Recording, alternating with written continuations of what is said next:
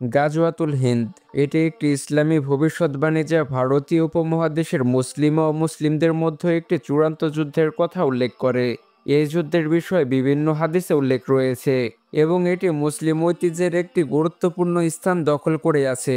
পৃথিবীতে সবচেয়ে বড় যে ধর্মযুদ্ধ হবে সেটাই হলো গাজওয়াতুল হিন্দ তথা হিন্দুস্থানের যুদ্ধ, যা ভারতবর্ষের মুসলিমদের সাথে মুসলমানদের ধর্মযুদ্ধ সংঘটিত হবে। এই যুদ্ধে নিশ্চিতভাবে মুসলমানদের বিজয় হবে। এর ভবিষ্যৎবাণী করেছিলেন আমাদের প্রিয় নবী হজরত মুহাম্মদ সাল্লাল্লাহু আলাইহি ওয়াসাল্লাম। গাজওয়াতুল হিন্দ সম্পর্কে বেশ কয়েকটি হাদিসের বর্ণনা পাওয়া যায়। এর মধ্যে অন্যতম হলো হজরত আবু হুরায়রা রাদিয়াল্লাহু আনহু থেকে বর্ণিত একটি হাদিস, যেখানে রাসূলুল্লাহ সাল্লাল্লাহু আলাইহি ওয়াসাল্লাম বলেছেন, আমাদেরকে হিন্দুস্তানের জিহাদ সম্পর্কে প্রতিশ্রুতি দেওয়া হয়েছে। যদি আমি সে জিহাদ পেয়ে যাই তাহলে আমি আমার জানমাল সবকিছু তাতে ব্যয় করব। এতে যদি আমি শাহাদাত বরণ করি তাহলে আমি হব সর্বশ্রেষ্ঠ শহীদ। আর যদি গাজী হয়ে ফিরে আসি তাহলে আমি হব জাহান্নামের আগুন থেকে মুক্তিপ্রাপ্ত আবু হুরায়রা। কিন্তু কবে আসবে এই গাজাউতুল হিন্দ, আর ইমানদার মুসলিমদের জন্য কতটা গুরুত্বপূর্ণ এই গাজাউতুল হিন্দ তা বলা বাহুল্য রাখে না। গাজওয়া শব্দের অর্থ হলো অভিযান, আর হিন্দ হলো স্থানের নাম।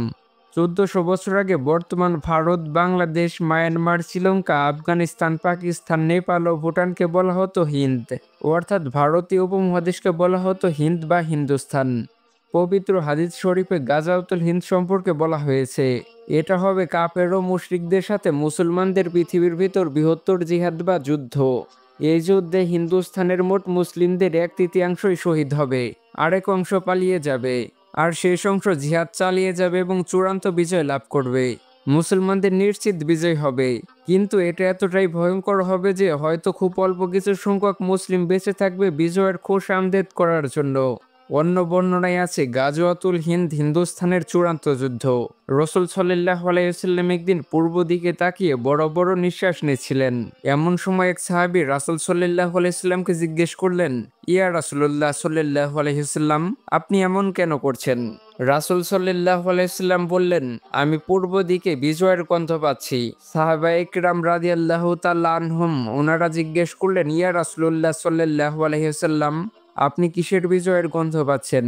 রাসূল সাল্লাল্লাহু আলাইহি ওয়াসাল্লাম বললেন, পূর্ব দিকে মুসলিম ও মুশরিকদের সাথে যুদ্ধ শুরু হবে। যুদ্ধটা হবে অসম। মুসলিম সেনাবাহিনী থাকবে সংখ্যায় সীমিত, কিন্তু মুশরিক সেনাবাহিনী থাকবে সংখ্যায় অধিক।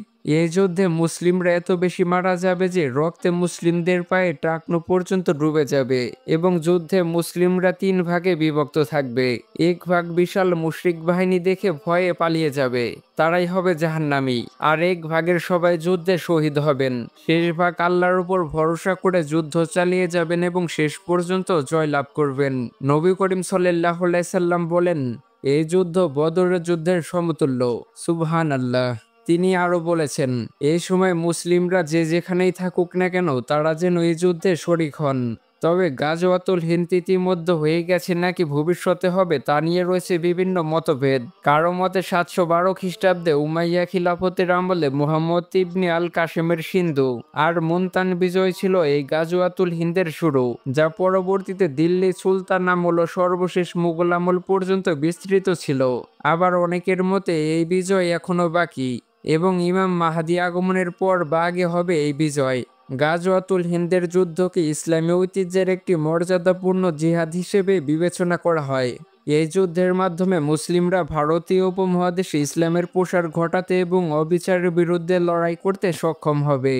গাজওয়াতুল হিন্দের যুদ্ধের প্রভাব শুধুমাত্র ধর্মীয় নয়, সামাজিক ও সাংস্কৃতিক ক্ষেত্রেও বিস্তৃত। এই যুদ্ধের মাধ্যমে মুসলিম সমাজে একটি নতুন অধ্যায়ের সূচনা হবে বলে আশা করা যায়। এটি মুসলিমদের মধ্যে ঐক্যর প্রতীক হিসেবে চিহ্নিত। তো বন্ধুরা, ভিডিওটি আপনাদের কাছে কেমন লেগেছে অবশ্যই জানাবেন। ভিডিওটি ভালো লাগলে অবশ্যই লাইক করে দিবেন। এরকম তথ্যবহুল ইন্টারেস্টিং ভিডিও পেতে অজানা তথ্য চ্যানেলটি সাবস্ক্রাইব করে পাশে থাকা বেল আইকনটি প্রেস করুন। সম্পূর্ণ ভিডিওটি দেখার জন্য ধন্যবাদ। তো দেখা হচ্ছে আর নতুন একটি এপিসোডে।